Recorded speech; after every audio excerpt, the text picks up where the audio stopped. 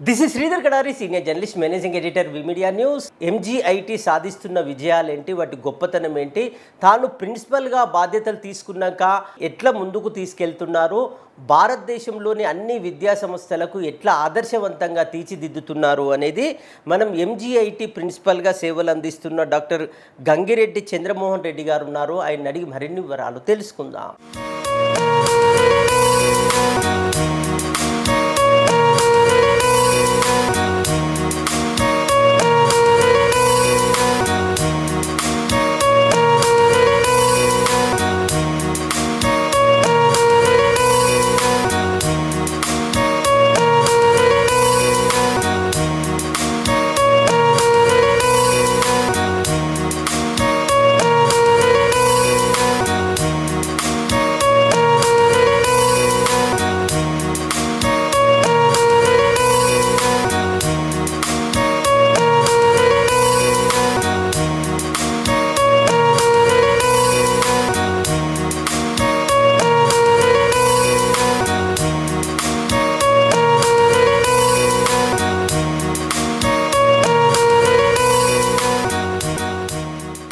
ఒకటి క్రమశిక్షణ అండి. క్రమశిక్షణలో మేము ఎలాంటి కాంప్రమైజ్ కాము.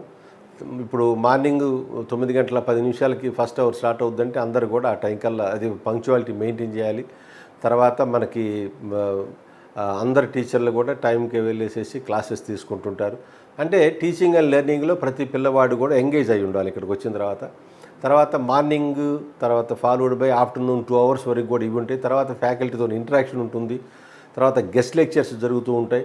తర్వాత మీకు క్యాంపస్ అండ్ ప్లేస్మెంట్స్కి సంబంధించిన డ్రైవ్స్ నడుస్తుంటాయి.